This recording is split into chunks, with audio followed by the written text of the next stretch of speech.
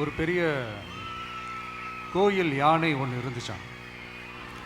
அது ரொம்ப உஷாரான யானையா, அதை ஏமாற்றவே முடியாதான். அப்படிப்பட்ட அந்த யானையை அந்த ஊரில் இருந்த ஒரு ஒரு ஜெகஜால கில்லாடி ஒருத்தர் வந்து ரொம்ப ஈஸியாக ஏமாற்றிட்டாராம். எப்படி ஏமாத்தினார் அப்படின்னா, அந்த தேங்காய் மூடிக்குள்ளே இருந்த அந்த தேங்காய்க்கு பதிலாக சுண்ணாம்பை வச்சு அது ஒரு நெஜ தேங்காய் மாதிரி அதை ரெடி பண்ணி அதை யானைக்கிட்ட நீட்டி இருக்கிறார். யானையும் அந்த தும்பிக்கையை வச்சு அதை வாயில் போட்டு சாப்பிட்ருச்சான். பக்கத்தில் இருந்த ஒரு நண்பர் கேட்டாராம், எப்படிப்பா, அது ரொம்ப உஷாரான ஒரு யானையாச்சு, அது எப்படி ஏமாத்தின? நீ சுண்ணாம்பை கொடுத்துட்டா அது தேங்காய்ன்னு நினச்சி சாப்பிட்ருச்சு, எப்படிப்பா பண்ண அப்படின்னு கேட்டதுக்கு, அதெல்லாம் ஒரு தொழில் ரகசியம் ஆயாச்சாங்க, அதுக்கெலாம் ஒரு எக்ஸ்பீரியன்ஸ் வேணும், அதெல்லாம் உனக்கு தெரியாது அப்படின்னு சொல்லி கடந்து போயிட்டாங்க. திருப்பி ரொம்ப நாள் கழித்து அந்த மிஸ்டர் ஜெகஜாலம்ஸும் அந்த ஃப்ரெண்டும் மீட் பண்ணியிருக்காங்க. அப்போ அந்த யானை டாபிக் வந்திருக்குது.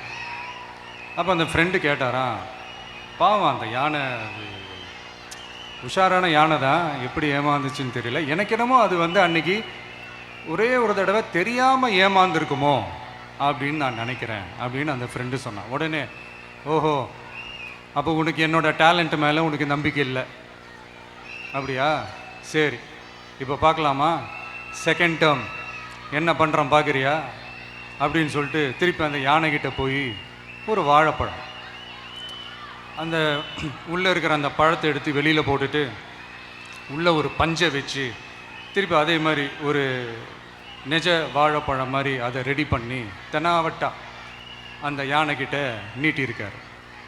அந்த யானையும் தும்பிக்கையை அப்படியே பக்கத்தில் கொண்டு வந்து அவனை ஒரு சொல்லிட்டு அப்படியே தூக்கி போட்டு,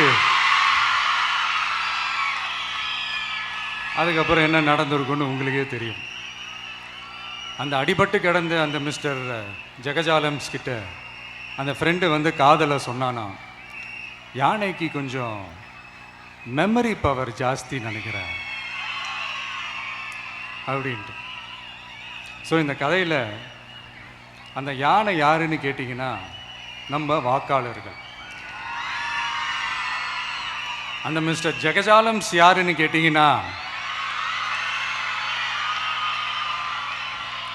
அது உங்கள் மைண்டுக்கு யாராவது வந்தாங்கன்னா அதுக்கு நிர்வாகம் பொறுப்பு இல்லை ராஜா, அதுக்கு நிர்வாகம் பொறுப்பு இல்லை. சரி, அது யாரா வேணா இருந்துட்டு போட்டோம். ஆனால் இங்கே இருக்கிறது ஒத்த யானை இல்லை, ரெட்டை யானைகள், ரெட்டை போர் யானைகள், என் சிங்க பெண்கள்.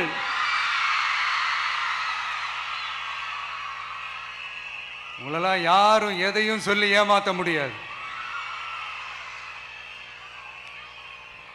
இப்போ இந்த விமென்ஸ் டே அன்னைக்கு ஒரு சில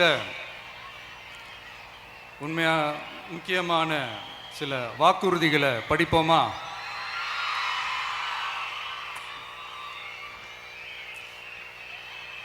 பெண்கள், குழந்தைகள் மற்றும் முதியோர் நலனில் அவர்களின் பாதுகாப்பில் அக்கறை செலுத்துவதே நம் தமிழக வெற்றிக் கழகத்தின் அடிப்படை நிலைப்பாடுகளில் ஒன்று. இதை நம் கட்சியின் முதல் மாநில மாநாட்டிலேயே அறிவித்தோம். அதன்படி அதற்கென தனித்துறை, அதாவது தனி இலாக்கா ஏற்படுத்தப்படும் என்று அறிவிப்பு செய்யப்பட்டது. முதல் மாநில மாநாட்டில் அறிவிக்கப்பட்டது போலவே பெண்கள், குழந்தைகள் மற்றும் முதியோருக்கென தனி இலாக்கா உருவாக்கப்படும். அந்த இலாக்கா எனது நேரடி கட்டுப்பாட்டிலும் கண்காணிப்பிலும் இருக்கும். சமரசமற்ற பெண்கள் பாதுகாப்பை நோக்கி பயணிக்கும் நம் கனவு நனவாவது உறுதி என்பதை நமது தேர்தல் முதல் வாக்குறுதியாக சொல்வதில் பெருமை கொள்கிறோம். இரண்டாவது, மதிப்புமிகு மகளிர் திட்டம். மக்கள் பணத்தை மக்களுக்கே திருப்பி தருவது எப்படி ஓசி என்று கேலிக்கு உள்ளாகும், எப்படி இலவசம் என்று ஏளனமாக பார்க்கப்படும். இப்படி வரையறுக்க எந்த அரசியல் கட்சிக்கும் எந்த அரசியல் தலைவருக்கும் உரிமை இல்லை என்று தமிழக வெற்றிக் கழகம் ஓங்கி உரைக்கிறது. இந்தியாவில் நம்பர் 1ஆக இல்லாத மாநிலங்களில் கூட பெண்களுக்காக மாதம் வழங்கப்படும் தொகை அதிகமாக உள்ளது. ஆனால் நம்பர் 1 மாநிலம் என்று தனக்குத்தானே தம்பாட்டம் அடித்துக் கொள்ளும் வெற்றி விளம்பர மாடல் திமுக அரசில் மகளிர் உரிமை தொகை என்ற பெயரில் வெறும் 1000 ரூபாய் மட்டுமே வழங்கப்பட்டு வருகிறது. மக்களுக்கு அரசின் சார்பில் வழங்கப்படும் தொகையால் அவர்களின் மளிகை சாமான் வாங்குவது போன்ற முக்கிய செலவுகளில் ஒன்றாவது குறைந்தபட்சமாக வேணும் பூர்த்தியாக வேண்டும். அந்த எண்ணத்தின் அடிப்படையில் யோசித்ததால் நாம் அமைக்க போகும் மக்கள் அரசு இனி 60 வயது வரை உள்ள அனைத்து குடும்ப தலைவிகளுக்கும் மாதம் 2500 ரூபாய்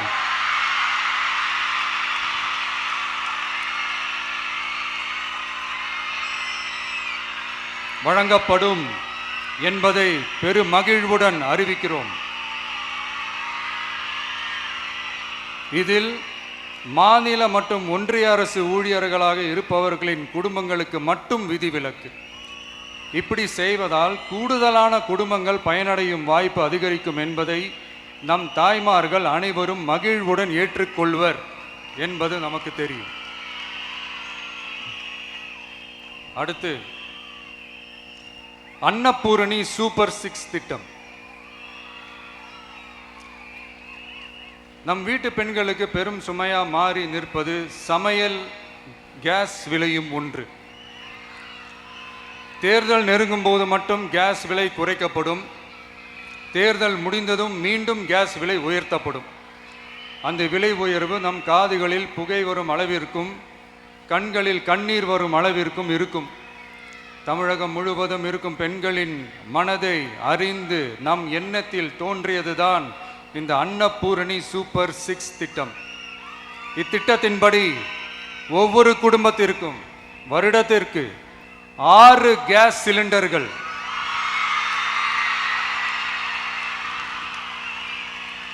கட்டணமின்றி வழங்கப்படும்.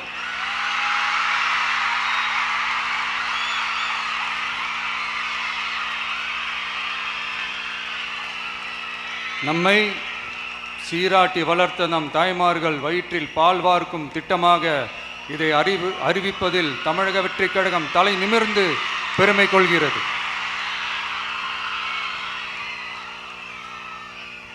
அடுத்து அண்ணன் சீர்திட்டம்.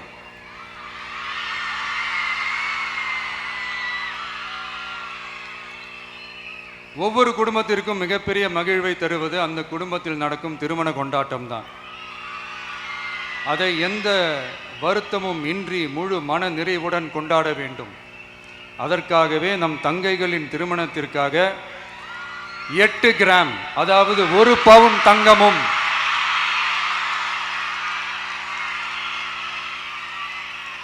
1 பவுன் தங்கமும் தரமான பட்டு சேலையும்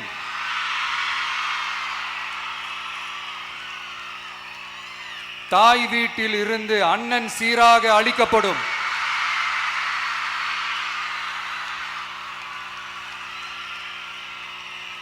இப்படியான அந்த மகிழ்வை பங்கேற்பதில் தமிழக வெற்றிக் கழகமும் நாமும் பெரும் மகிழ்ச்சி அடைவதை தெரிவித்துக் கொள்கிறோம்.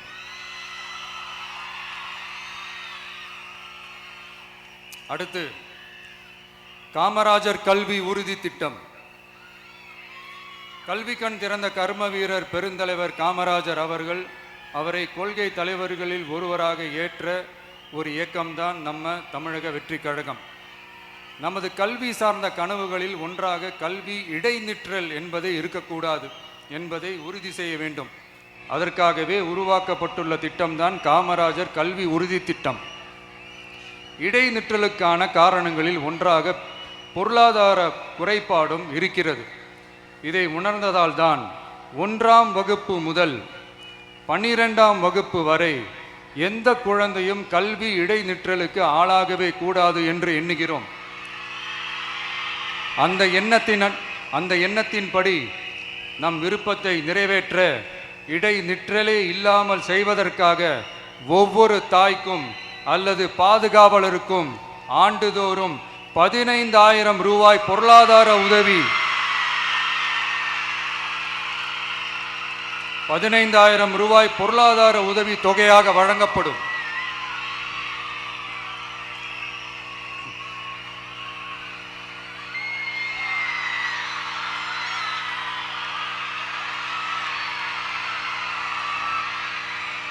அடுத்து thank you thank you thank you thank you thank you.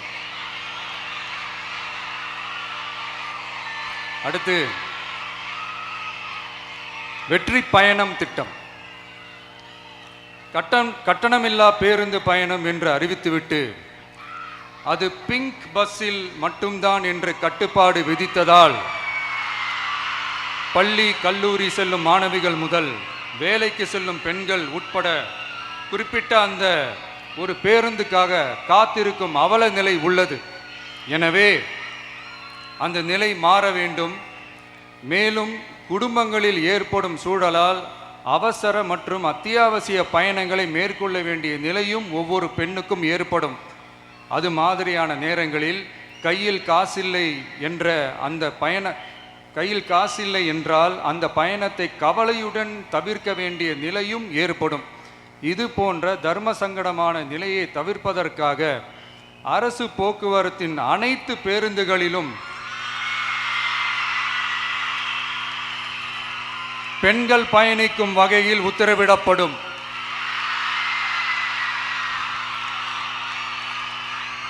இதன் மூலம் தமிழகத்தின் எந்த மூலையில் இருந்தும் எந்த இடத்திற்கும் அனைத்து பெண்களும் கட்டணமின்றி பயணிக்கலாம்.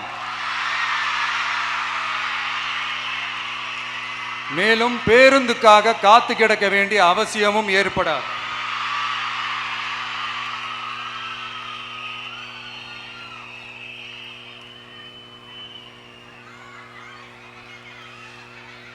அடுத்தது zero tolerance for crimes against women. பெண்களுக்கு எதிரான குற்றமே இல்லை என்ற நிலையை உருவாக்க வேண்டும். அதன் அடிப்படையில் தான் zero tolerance for crimes against women என்பதை உறுதிப்படுத்த வேண்டும் என்பது நம் மிகப்பெரிய கனவு, நம்மளுடைய விருப்பம். 2 வயது குழந்தைக்கு நேர்ந்த கொடுமை, விமான பணிப்பெண்ணுக்கு நேர்ந்த கொடுமை என இந்த கொடுமைகளில் ஈடுபட்டதே திமுக நிர்வாகி ஒருவரும் திமுக கவுன்சிலர் ஒருவரும் தான் என்பது செய்திகள் வழியாக எல்லாரும் அறிந்த ஒன்று. இதையெல்லாம் தடுக்க வேண்டும். பெண்கள் பாதுகாப்பை உறுதி செய்யும் வகையில் ராணி வேலு நாச்சியார் படை ஏற்படுத்தப்படும். சாதாரண உடையில் இருக்கிற இந்த படையைச் சேர்ந்த பெண்கள் பாடி கேம் உடன் ஆங்காங்கே பாதுகாப்பு பணியில் இருப்பார்கள். இந்த திட்டத்தின் கீழ் மாநிலம் முழுவதும் 500 குழுக்கள் அமைக்கப்பட்டு பெண்கள் பாதுகாப்பு உறுதி செய்யப்படும். பெண்களுக்கு எதிரான குற்ற வழக்குகளை விசாரித்து விரைவாக நீதி வழங்க அஞ்சலை அம்மாள் அதிவிரைவு பெண்கள் நீதிமன்றங்கள் அமைக்கப்படும். இந்த ஃபாஸ்ட் ட்ராக் கோர்ட்டுகளில் பெண்களுக்கு எதிரான கேசுகள் எதுவும் இனி நிலுவையில் இல்லாத நிலை ஏற்படும். விசாரணையும் முறையாக நடத்தப்பட்டு தீர்ப்பும் விரைவாக வழங்கப்படும். இதுக்கு தான் மகிழா கோர்ட் இருக்குது அப்படின்ட்டு சில பேர் கூச்சல் போட ஆரம்பிச்சிருவாங்க. ஆனால் இது நம்ம பெண்களுக்காக மட்டுமே.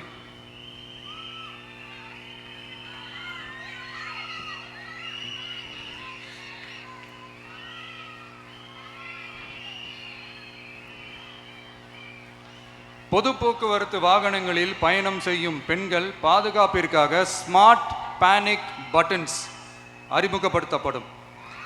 இந்த பட்டன்கள் 24/7 சென்ட்ரலைஸ்டு கமாண்ட் சென்டர் உடன் இணைக்கப்பட்டதாக இருக்கும். அந்த பட்டன்கள் தனியார் ஷேர் ஆட்டோக்கள் உட்பட அனைத்து பொது போக்குவரத்து வாகனங்களிலும் பொருத்தப்படும்.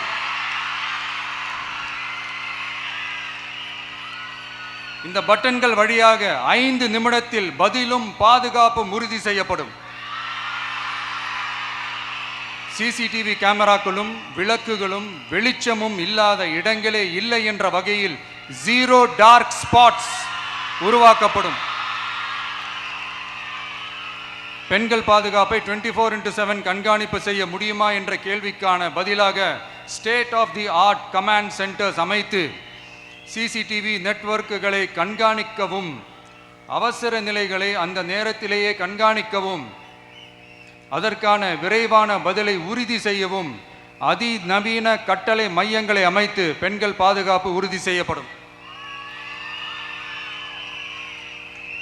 அடுத்து, பெண்களுக்கு மிகவும் தேவையான நாட்களில் பொது விநியோகம் நடக்கும் இடங்களான ரேஷன் கடைகள் மற்றும் பள்ளிகள், கல்லூரிகள் மூலம் அனைத்து பெண்களுக்கும் விலையில்லா சானிட்டரி பேட்ஸ்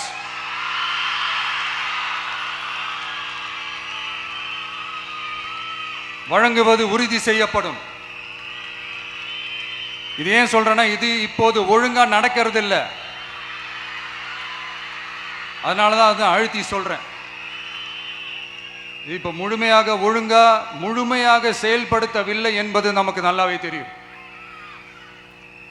அடுத்து, சிங்கப்பெண்கள் மேம்பாட்டு திட்டம்.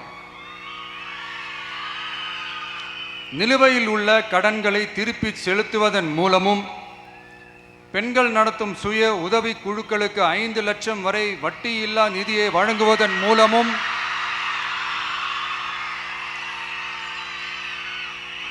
சுய உதவி குழுக்களின் உற்பத்தி திறன் மேம்படுத்தப்படும். சுய உதவி குழுக்களில் இருந்து பதிவு செய்யப்பட்ட MSMEகளாக மாறுபவர்களுக்கு ஆண்டுதோறும் 5 லட்சம் வழங்கப்படும்.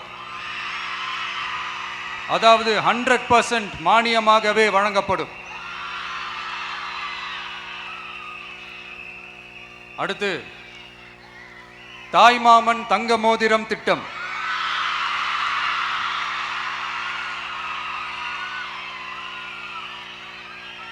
உலகத்தில் மனுஷனா பிறக்கிறதே பெரிய விஷயம்.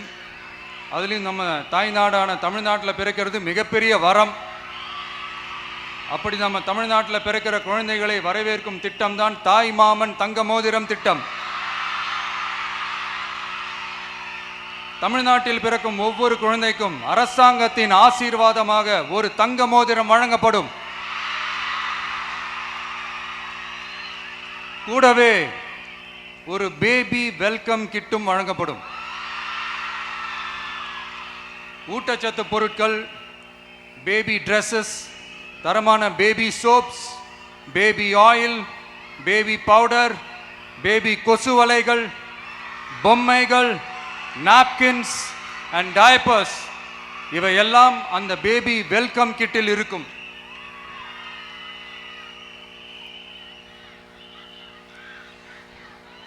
இதெல்லாம் சும்மா சாம்பிள் தான். இன்னும் ரெடி ஆயிட்டு இருக்கு. வரப்போற நாட்களில் அதை நான் சொல்றேன்.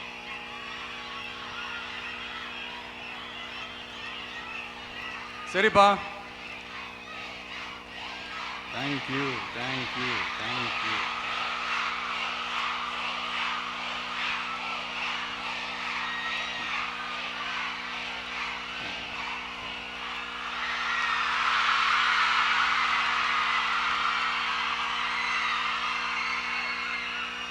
சரிப்பா, வாக்குறுதிகள்லாம் கொடுக்குற, உறுதிமொழிகள்லாம் கொடுக்குற, இதெல்லாம் ஓகே தான். ஆனால் ஸ்டாலின் சார் செய்ய முடியாததை நீ எப்படி செய்வ அப்படின்னு உங்களுக்கு ஒரு கேள்வி ஒன்று வரும். அது சிம்பிளாக ஒன்று சொல்கிறேன். இப்போ தான் ரீசெண்டாக அதை பற்றி நான் முழுமையாக ஒன்று தெரிஞ்சுக்கிட்டேன். நம்ம மாநிலத்துக்கான மொத்த பட்ஜெட் வந்து 4.39 லட்ச கோடிகள். அதில் 30% ஸ்டாலின் சார் டாக்ஸுக்கு போகுது. இது என்னடா புது டாக்ஸ்ன்னு கேட்குறீங்களா? ஆமாம், இந்த பட்ஜெட்லேருந்து ஒதுக்குற நிதியில் 20% ஸ்டாலின் சாருக்கு போகுது. அதில் 10% அவங்க மந்திரிங்களுக்கு போகுது. மொத்தமாக 30% ஆச்சா? கவர்மெண்ட்டுக்கு தான் வரி கொடுப்பாங்க. ஆனால் கவர்மெண்ட்டே ஒருத்தவங்களுக்கு வரி கொடுக்குதுன்னா அதுக்கு பேர் ஸ்டாலின் சார் டாக்ஸ் தானே. இதை விட நாகரிகமா நீங்க அடிக்கிற கொள்ளையும் நீங்க அடிக்கிற ஊழலையும் சொல்ல முடியாது. மக்களுக்காக ஒதுக்குற பணத்தை நீங்க அப்படியே சைட்ல ஒதுக்காம மொத்த பணத்தையும் மக்களுக்கே செலவு பண்ணிட்டா ஒரு சூப்பரான நல்ல அரசாங்கத்தை கொடுக்கலாம்ல.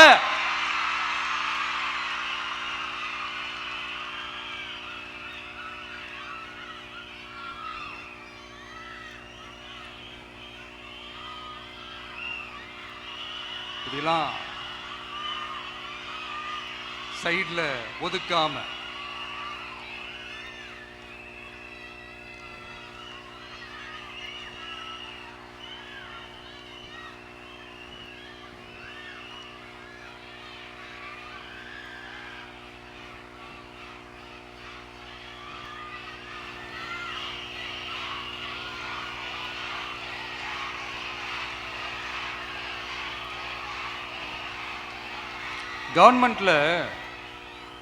கவர்மெண்ட்ல காசு இல்லை அப்படின்னு சொல்றாங்க.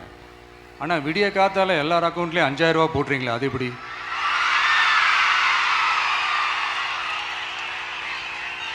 ரெண்டாயிரம் போடுறீங்க, 3000 போடுறீங்க, 4000 போடுறீங்க, இதெல்லாம் எப்படி? ஸோ கவர்மெண்ட்ல காசு இருக்குது, பற்றாக்குறை தான் காரணம். அந்த பற்றாக்குறைக்கு காரணம் என்னன்னா இந்த மாதிரி ஸ்டாலின் சார் டாக்ஸ். இதை முதல்ல இதெல்லாம் ஒழிச்சாலே போதும், எல்லாமே தன்னால நல்லாவே நடக்கும்.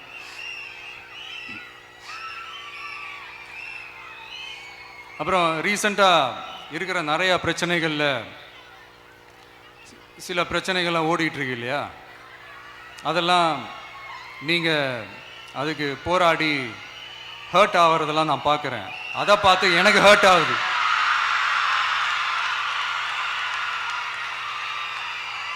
அதெல்லாம் நான் பார்த்துக்கிறேன். நாமளும் நீங்களும் சேர்ந்து மக்களோட பிரச்சனைகளை மட்டும் பார்ப்போம்,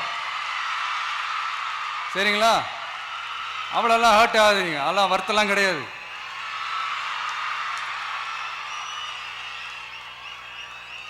சரியா? கான்ஃபிடென்ட்டா இருங்க, நல்லதே நடக்கும், வெற்றி நிச்சயம். மீண்டும் சந்திக்கும் வரை நன்றி, வணக்கம்.